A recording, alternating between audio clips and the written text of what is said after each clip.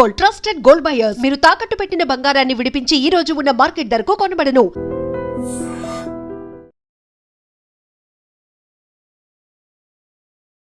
నమస్కారం, welcome to I dream. ధర్మ మార్గం విత్ విజిత కార్యక్రమానికి స్వాగతం.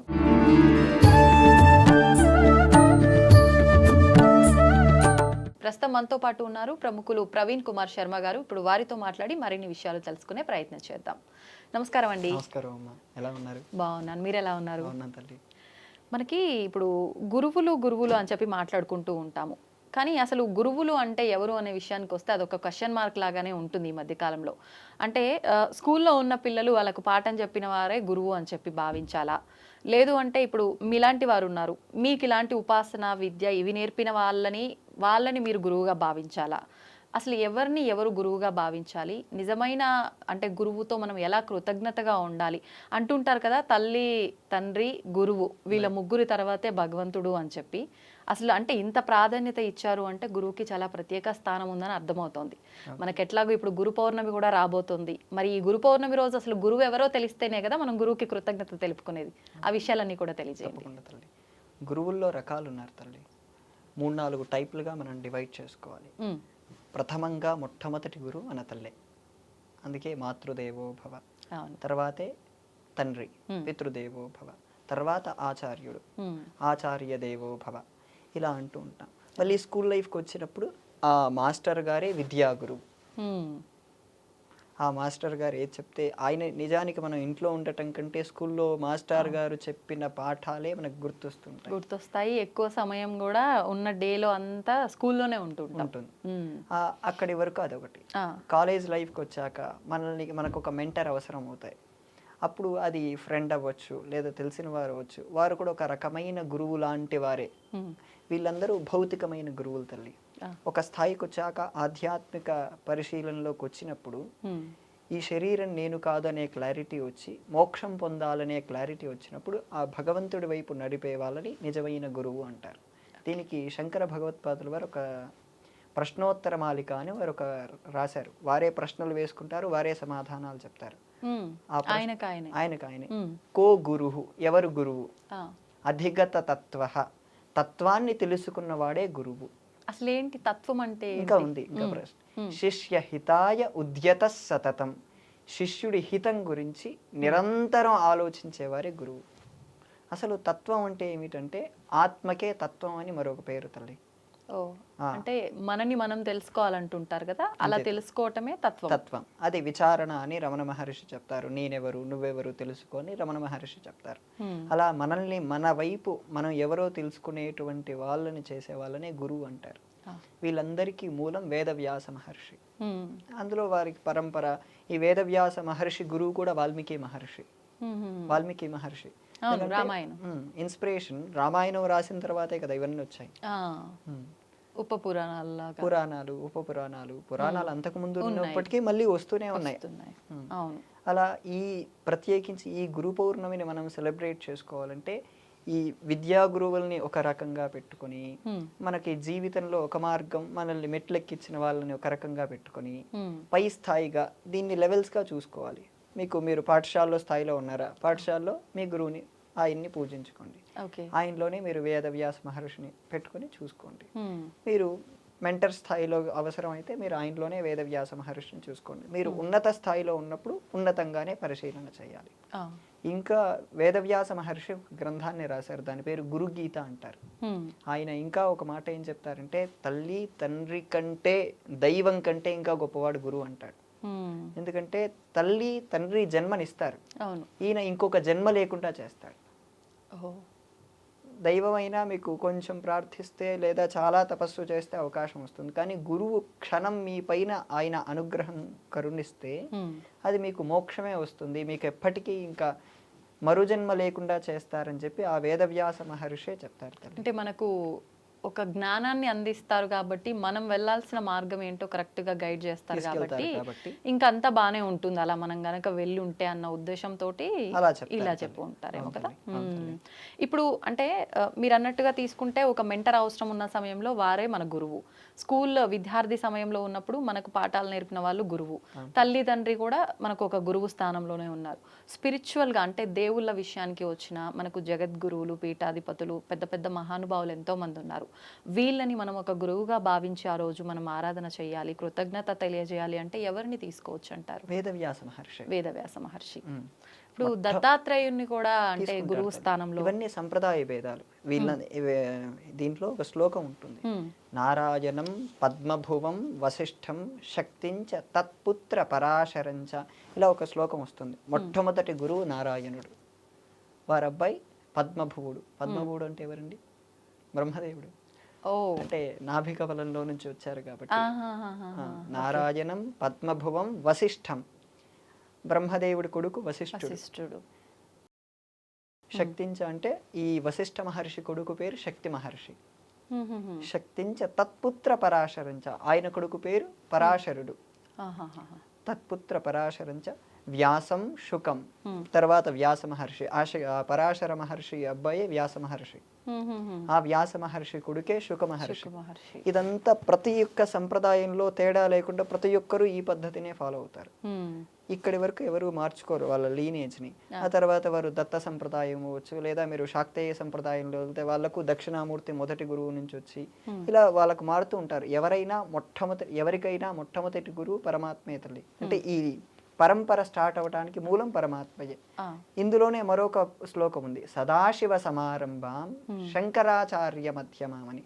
సదాశివుడి దగ్గర నుంచి మొదలుపెట్టి శంకరాచార్యుల వరకు వస్తారు.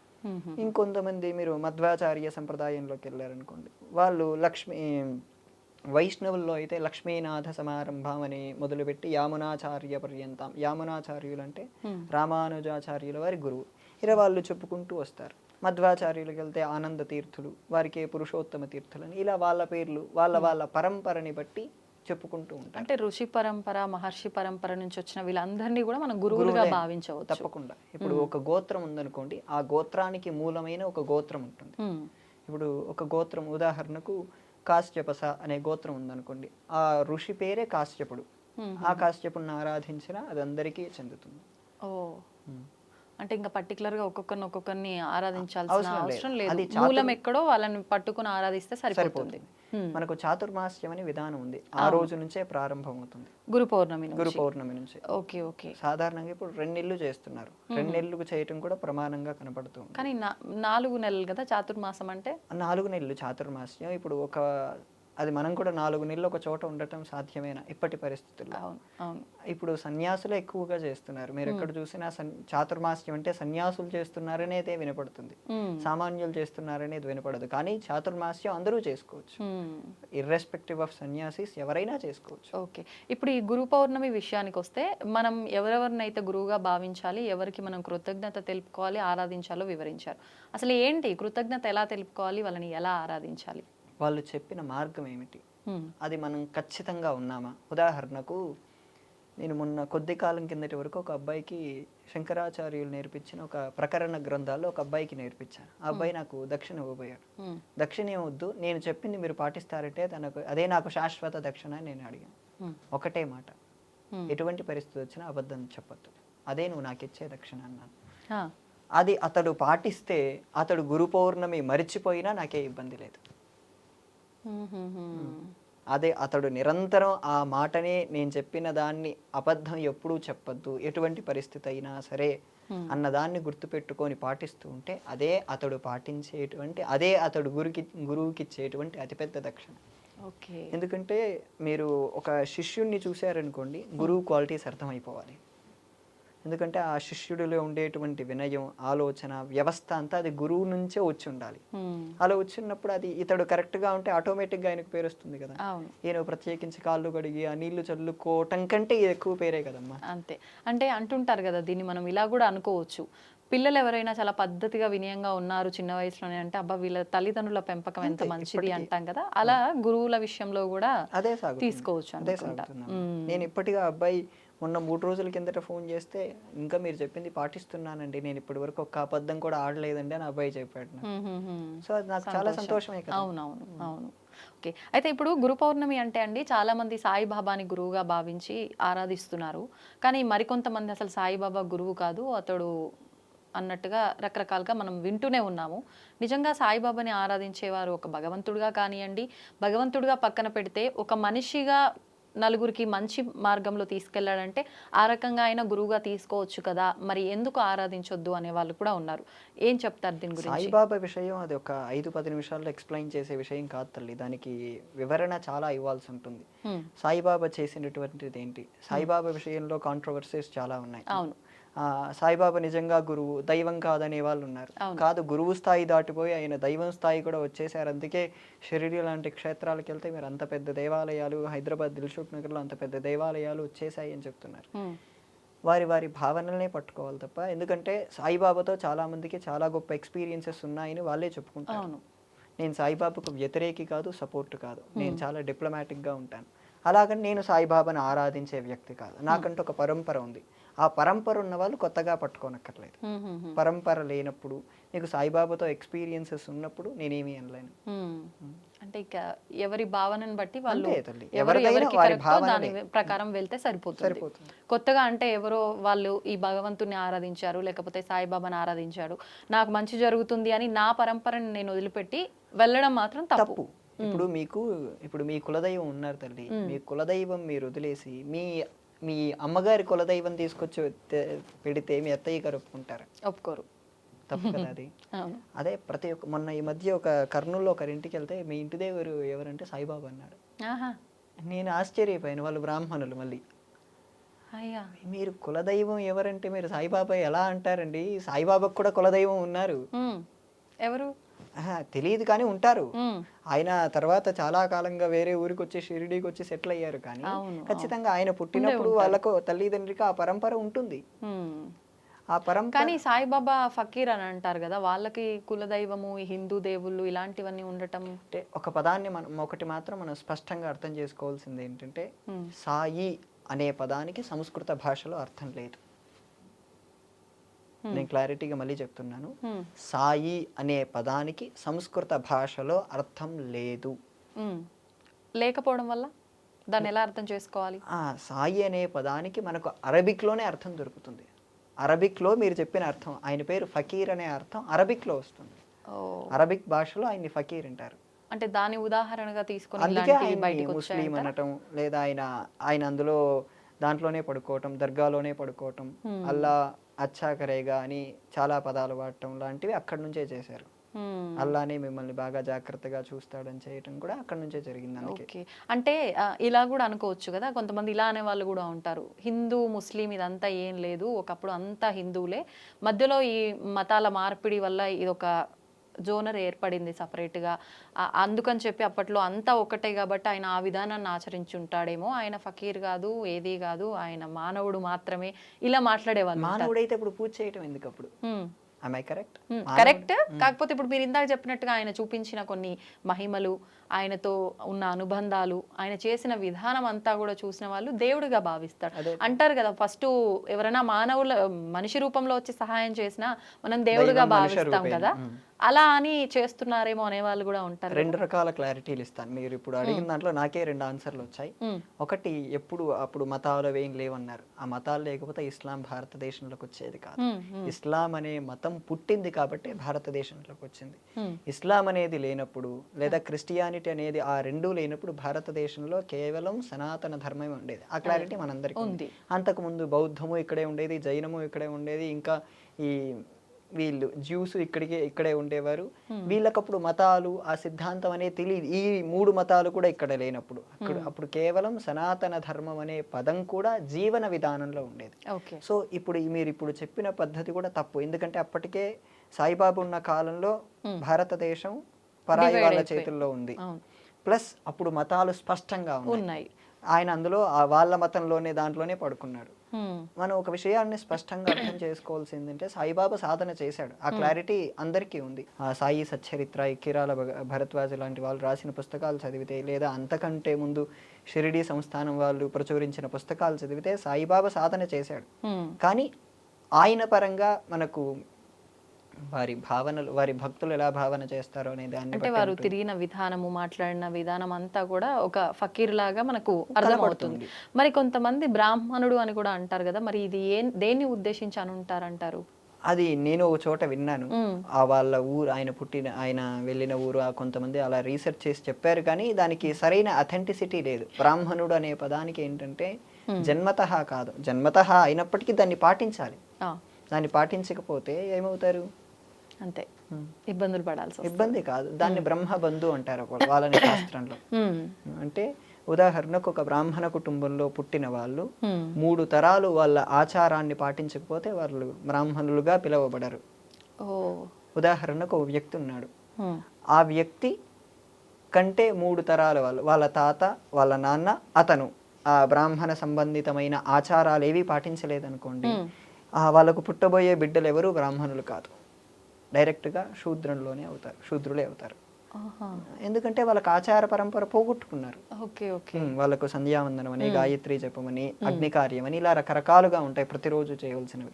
ఈ రోజు నేను మీ దగ్గరికి వచ్చేసరికి నా 2 కాలాలు సంధ్యావందనం అయిపోయింది, ఇంకొక కాలం నేను వెళ్ళే సాయంత్రం చేయాలి. ఇలాంటివన్నీ రోజు చేయాలి. నిత్య కాలార్చన, నిత్య పూజ అనేది ఖచ్చితంగా చేయాలి. అవన్నీ చేయకపోతే వారికి ఖచ్చితంగా ఆ పద్ధతి నుంచి బయటొలిగి వాళ్ళు బ్రహ్మబంధు. కానీ బ్రహ్మబంధు అంటే వారు పూర్వం బ్రాహ్మణులు, ఇప్పుడు బ్రాహ్మణులకు బంధువుగా మిగిలారు అవుతారు.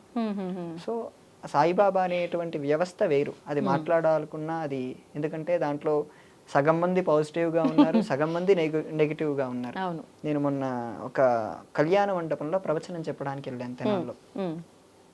సాయిబాబా ఆలయం కడదామని చెప్పి అందులో ఉండే ఒక ఫ్రెండ్ సడన్గా అన్నాడు, వాళ్ళందరూ వయస్సులు అనగానే ఒక ఆయన ఉండి దానికి కావాల్సిన గ్రానైట్ మొత్తం నేను ఇప్పిస్తాను, ఇంకొక ఆయన ఉండి దానికి కావాల్సిన ఇసుక, సిమెంటు, కంకర అన్నీ నేను ఇప్పిస్తాను, ఒక ఆయన ఉండి ఆ విగ్రహం మొత్తం నేను తెప్పిస్తాను. మొత్తం 10-15 మంది అరగంటలో కావలసిన సామాన్లన్నీ వస్తాయని చెప్పి వాగ్దానం చేశారు. 6 నెలల్లో గుడి కడతామని కూడా ఒప్పుకున్నారు. అంటే వ్యవస్థ అంత పెద్దగా ఉంది అక్కడ. నాకు తెలిసిన ఒక ఆయన గుడి కట్టడానికి 4 ఏళ్ల నుంచి ఇంకా పోరాడుతూనే ఉన్నారు శివాలయం కట్టడానికి. స్టిల్ ఆయన దగ్గర ఫండ్స్ తక్కువగానే ఉన్నాయి. ఎలా తీసుకోవచ్చు అంటారు దీని అంతటిని? మరి తీసుకోవాలండి, చాలా రకాలుగా తీసుకోవాలి. ఇప్పుడు అంటే 2 రకాల విధానాలు మీరు చెప్పారు, అంటే అసలు ఎలా తీసుకోవాలి? అని నిజంగా సాయిబాబా మహిమలు ఉన్నాయి కాబట్టి ఇలాంటి భక్తులు ఉన్నారు, అందుకే ఆయనకు తొందరగా అయిపోయింది అనుకోవాలా? లేకపోతే అసలు మంచిని తొందరగా గ్రహించలేరు కాబట్టి శివాలయానికి ఆయనకు ఫండ్స్ రావట్లేవు అనుకోవాలా? ఎలా తీసుకోవచ్చు అంటారు? దీన్ని 3-4 రకాలుగా తీసుకోవాలి, 2 రకాలనే కాదు. నిజంగా సాయిబాబా సాధన చేశాడు తల్లి. సాధన చేయకపోతే ఇంతమందిని అట్రాక్ట్ చేయకపోవటం అనేది కాదు. ఎందుకంటే కొన్ని కోట్ల మంది, ఈవెన్ చాలా మంది నాకు తెలిసిన బిలీనియర్స్ కూడా సాయిబాబాని పూజిస్తారు. ఎందుకంటే వాళ్ళు చెప్తున్నారు మాకు సాయిబాబా వల్ల మహిమలు కలిగాయని అని చెప్తున్నారు. నేను వాటిని తప్పు పట్టలేను, ఎందుకంటే 90% తప్పు అయి ఉండొచ్చు, కానీ 1% అయినా కరెక్ట్ అయి ఉండొచ్చు కదా. ఆ 1% పట్టుకొని మనం ముందుకెళ్తూ ఉండాలి. ఇంకా ఈ శివాలయానికి ఫండ్స్ రాకపోవటం అంటే ఈ భక్తులు అంత తొందరగా సాయిబాబాకు అట్రాక్ట్ అయినంతగా దీనికి అట్రాక్ట్ అవ్వట్లేదు. కారణం ఏంటంటే నేను ఒకసారి ఇక్కడే దిల్సుఖ్ నగర్ సాయిబాబా గుడి ఆలయాన్ని చూస్తే 90% యూతే ఉన్నారు ఆ గుళ్ళో. ఎందుకు? అక్కడ ఇంకొకటి కూడా జరుగుతుంది దానివల్ల, అక్కడ లవ్ మ్యారేజెస్ ఎక్కువ జరుగుతాయి. అవునా? అక్కడ ఈ ప్రత్యేకించి యువతే వస్తారంటే, ఉదాహరణకు ఒక 70% మంది అమ్మాయిలు వచ్చారనుకోండి, ఖచ్చితంగా 80% మంది అబ్బాయిలు ఉంటారు కదా వాళ్ళని చూడటానికి. సో ఆ కారణాలు అక్కడ బాగా ఎక్కువగా జరుగుతున్నాయి నేను చూసిన దాని పరంగా. అంటే భక్తి లేదు, భక్తి లేదు అక్కడ. ఇలాంటి వాటి వల్ల కూడా అట్రాక్ట్ అవ్వడం, సైడ్ అట్రాక్షన్ అక్కడ ఎక్కువగా జరుగుతుంది. ప్లస్ పేరు చాలా ఫేమస్ అయింది, 2 అక్షరాలు. ఓకే, 2 అక్షరాలు. అందులో సాయిబాబాకి ఏంటంటే, నేను ఒక ఆవిడని అడిగాను, ఆవిడ 7 గురువారాల వ్రతం అని చెప్పి చేసుకుంటుంది సాయిబాబాకి. సాయిబాబా ఏం చెప్పలేదు, కానీ వీళ్ళు పెట్టుకున్నారు ఇవన్నీ. ఎందుకు చేసుకుంటారంటే నేను 7 గురువారాల వ్రతం చేస్తుంటే నాకు బాగా కలిసి వచ్చిందండి, అందుకు నేను చేస్తుంటాను. అందులో నేను వేరే వరలక్ష్మి వ్రతం లేదా మిగతా వ్రతాలు చేసుకోవాలంటే నాకు నియమాలు బాగా ఎక్కువ, కానీ సాయిబాబా అనుకోండి నియమం ఏమి ఉండదు, ముట్టుకోవచ్చు అనే క్లారిటీతో చేస్తున్నారు. అందులో ఒక చాలా పెద్ద తప్పు సాయిబాబా గుళ్ళలో చేస్తున్నారు. ఏంటండి? సాయిబాబా ఇలా కాలు పైన కాలు వేసుకొని కూర్చుంటాడు కదా, అవును. ఆయన పైన తలపై నుంచి పాలు పోస్తే ఈయన కాళ్ళ ద్వారా ఆ పాదాల కింద శివలింగం పెట్టుంటారు. అన్ని గుళ్ళల్లో కాదు, చాలా తక్కువ గుళ్ళలో, బట్ నేను చూశాను అది. Okay okay. అక్కడ ఆయన పాదాల కింద శివలింగం ఉంటుంది. ఈ పాదాల ద్వారా వచ్చే పాలు శివలింగం మీద పడాలన్న ఉద్దేశంలో కొంతమంది ఏర్పాటు చేశారు. దీన్ని ఏమనాలి? కొంతమంది స్పష్టంగా సాయిబాబా వెనుక అల్లా అచ్చా కరేగా అని రాశారు. ఏమనాలి? మొన్న కొద్ది కాలం కిందట అయోధ్య రామ మందిరం కడుతుంటే ప్రతి దేవాలయం వారికి తోచినంతగా డబ్బులు ఇస్తే అత్యంత సంపన్నమైన ఈ షిరిడీ సంస్థానం ₹1 కూడా డొనేషన్ ఇవ్వలేదు. ఏమనాలి? హిందువుల ద్వారా బ్రతుకుతున్న వీళ్ళు హిందువుల్ని మోసం చేయడానికి తీసుకెళ్తున్నారు. అంటే ఒక రకంగా సెక్యులర్గా తీసుకెళ్తున్నావనే భావనలో మనల్ని ముస్లింలుగా మారుస్తున్నారు సాయిబాబా విషయంలో ప్రత్యేకించి. ఓకే. సో వాళ్ళకి ఇండైరెక్ట్గా ఆ గ్రంథాల్లో సాయిబాబా కొన్ని చోట అల్లా అచ్చా కరేగా పదాలు స్పష్టంగా మాట్లాడినట్టు సాయి సచ్చరిత్రలోనే ఉన్నాయి. కానీ వాళ్ళు దాన్ని ఇంకా బాగా ఎంపసైజ్ చేసి మనల్ని వేరే రకంగా ప్రభావితం చేస్తున్నారు. ఏలూరులో ఒక కుటుంబంలో సత్సంగం జరుగుతుంది, హైదరాబాద్లో జరుగుతుంటాయి, పాటలు పాడుతూ ఉంటారు. ఆ కుటుంబం వాళ్ళు ఇంట్లో అల్లా గురించి పాటలు పాడుతున్నారమ్మా. అల్లాకు సాయిబాబాకు లింక్ చేసి పాటలు పాడుతున్నారు. అంటే వాళ్ళకు తెలియట్లేదు, వాళ్ళు భక్తిలో లేదా ఒక ఇల్యూషన్లో ఉన్నారు. ఇల్యూషన్లో ఉండి అల్లా సాయి అని అలాంటి పదాలు కలిపి వచ్చేటట్టు సత్సంగంలో పాడటం అనేటంటే మనల్ని తప్పుదోవలకి తీసుకెళ్తున్నట్టే కదా. అందుకోసం మీరు సాయిబాబాని ఆరాధిస్తారా? ఖచ్చితంగా ఆరాధించండి. కానీ సాయిబాబా కంటే పై స్థాయి గురువులు ఉన్నారు. అవును. సాయిబాబా అందులోనూ మనకు ఈ గురు పౌర్ణమి, వ్యాస పౌర్ణమి అని కూడా అంటారు కదా, దాన్ని బట్టే మనం అసలు ఎవరిని ఆరాధించాలనేది ఒక క్లారిటీకి రావాలి. అవును తల్లి. కానీ ఇప్పుడు ఉన్నటువంటి వ్యవస్థ ఏమిటంటే సాయిబాబా ఆలయాల్ని తీసేయలేం. ఎక్కడుంది అథెంటిసిటీ తీసేయటానికి? ఎన్ని ఆలయాలని కొలగొట్టాలి? ఒక్క తెలుగు రాష్ట్రాల్లో 10,000 పైన ఆలయాలు ఉన్నాయి సాయిబాబాకు. దాన్ని వ్యవస్థ ఎవరు తీసేయగలరు? కానీ ఏంటంటే అవేర్నెస్ తీసుకుని రావాలి. నీకు ఆ మతానికి దీనికి సంబంధం లేదు, నువ్వు ఆరాధించాలా, నువ్వు సాయిబాబాను పట్టుకుంటావో పట్టుకో, అది ఎవరికి సంబంధం లేదు. కానీ సాయిబాబా హిస్టరీ ఇది, సాయిబాబా ఇలా చేశాడు, ఆయన మహత్యాలు ఇవి, అవి నువ్వు వివరంగా చెప్పాలి. వివరంగా చెప్పినప్పుడు అది వాళ్ళు ఎలా తీసుకుంటారు అనే దాన్ని బట్టే వాళ్ళు చూడాలి తల్లి. అందులో ప్రత్యేకించి ఈ సాయిబాబా పౌర్ణమి అయిపోయింది, గురు పౌర్ణమి. అవును అవును. వాళ్ళు ఆ రోజు జనాల్ని అట్రాక్ట్ చేయడం కోసం అన్నదానాలు వంటివి చేయటం. ఒక్కొక్క గుడి దగ్గర సాధారణంగా 200 మంది అన్నదానం తీసుకుంటారు. అన్నప్రసాదం స్వీకరించిన అది ఎంత లేదన్నా మొత్తం 10,000 గుళ్ళలో 2 లక్షల మంది పైనే తింటున్నట్టు కదమ్మా. సో వ్యవస్థని ప్రస్తుత పరిస్థితుల రీత్యా తీసేయలేము సాయిబాబా వ్యవస్థని, కానీ అవగాహన మాత్రం తీసుకుని రాగలరు. వాస్తవం ఇది మాత్రం.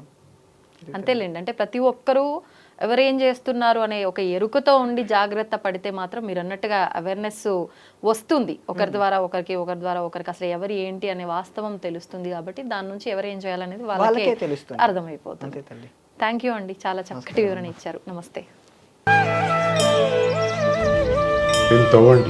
తవ్వుతూనే శివలింగం సరే దాన్ని అట్లా కప్పేసేయండి, చూపించదండి. మూర్తి పూజ కాదు, సాక్షాత్ బ్రజేంద్ర నందన భగవాన్ ఉన్నారు మూర్తిలో. ఏమీ ఆశించకుండా ఆరాధించే వాళ్ళు కూడా ఉన్నారా ప్రభుజీ? నిజమైన భక్తి అంటే మనకు తెలియదు కాబట్టి